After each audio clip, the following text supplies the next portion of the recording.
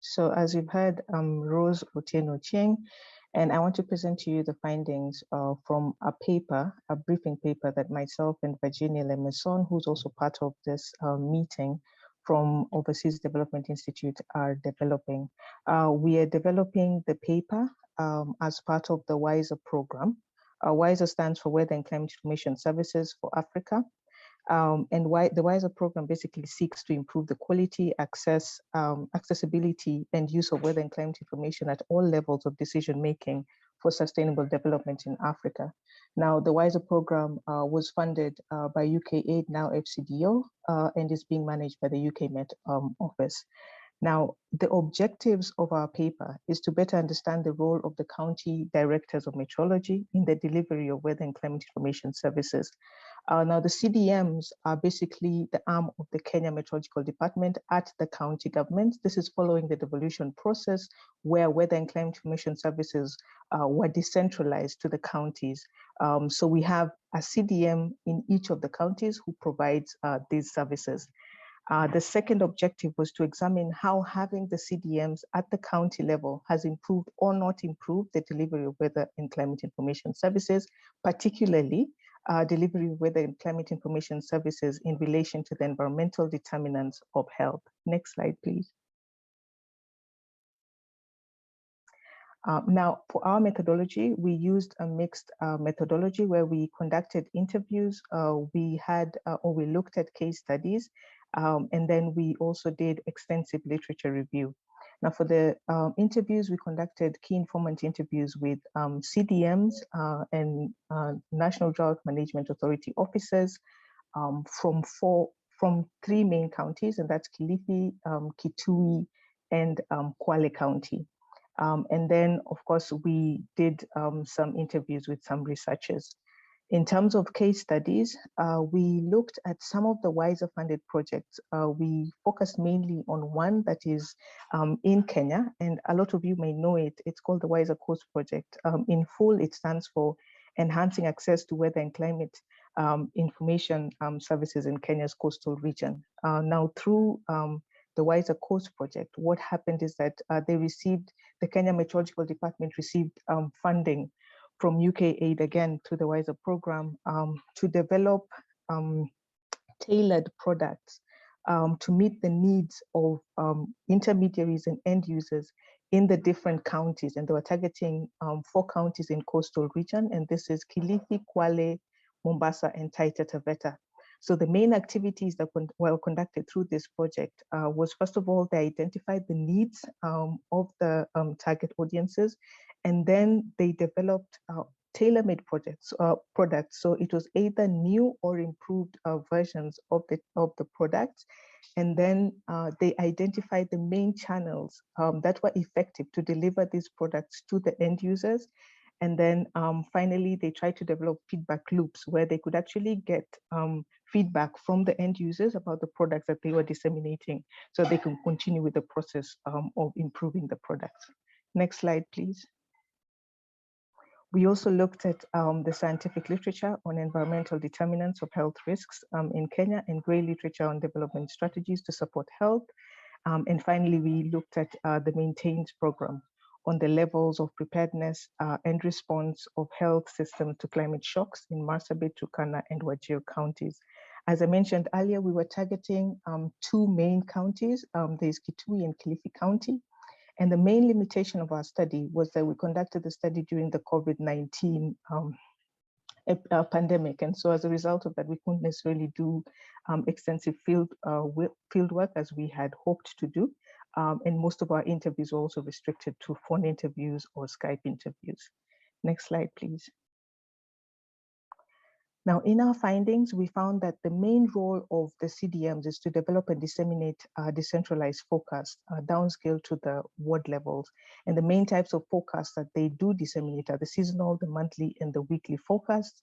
And these are mainly disseminated through radio intermediaries, through committees that have been developed at the county level. And these committees basically bring together different actors from the different sectors at the county level. And some of them actually county government departments.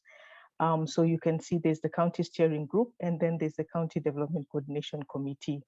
Now, the main parameters of these forecasts are temperature, rainfall, relative humidity, wind patterns, solar radiation, air pollution, and quality. The other role is to implement national policies at county level, and finally, to deliver climate information services that can inform decision-making, especially those of county government processes at the county level. Next slide, please.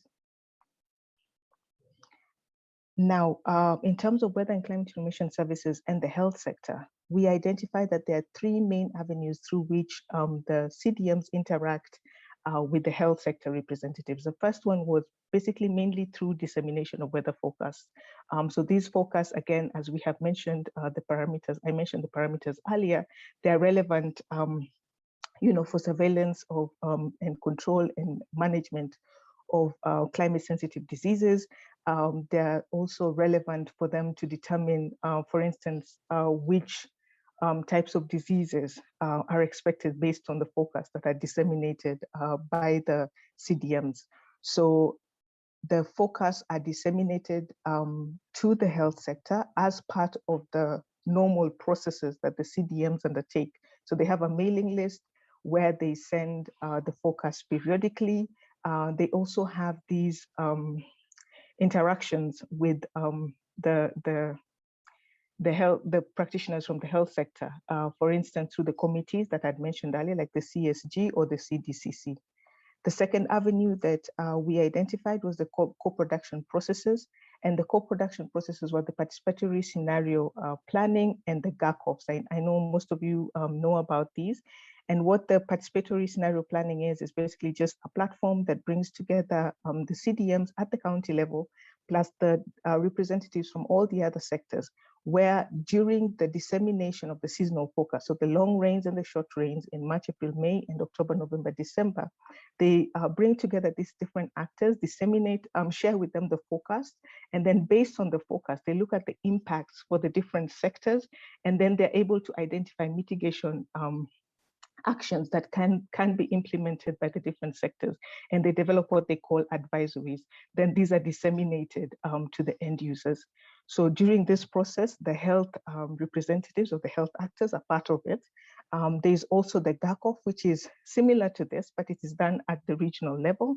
And we were able to identify that the main actors that were really interested from the health sector are the National Malaria Control Program, which is based at the Ministry of Health. They usually attend the GACOF, and at the GACOF, they evaluate potential impacts and co-produce mitigation measures and advisories, again, for the health sector. Next slide, please.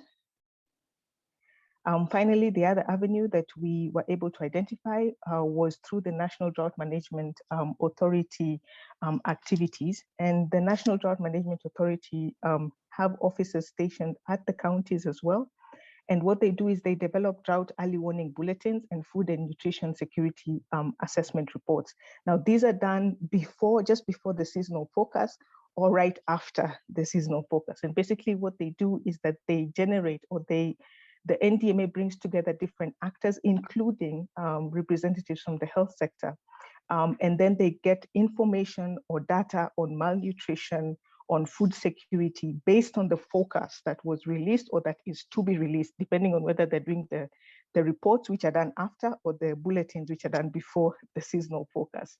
And so in this process, it brings together health practitioners and of course the CDMs and all other sectors.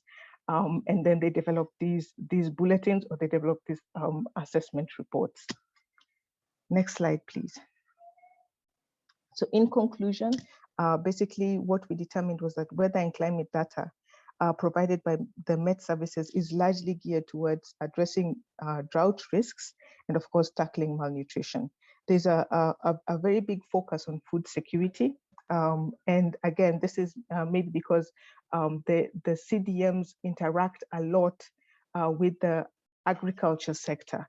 And so even when they're interacting with the health sector, a lot of emphasis is put on food security. But one of the recommendations by the CDMs was that they would require, or they would need to have more collaboration with the health sector moving forward, so that they can also develop or come up with products that are tailor-made to suit the needs of the health sector. Because the agriculture sector has been able to do that. And so they're providing them with the relevant products, but also their avenues through which the CDMs can actually disseminate these relevant products to the agriculture sector.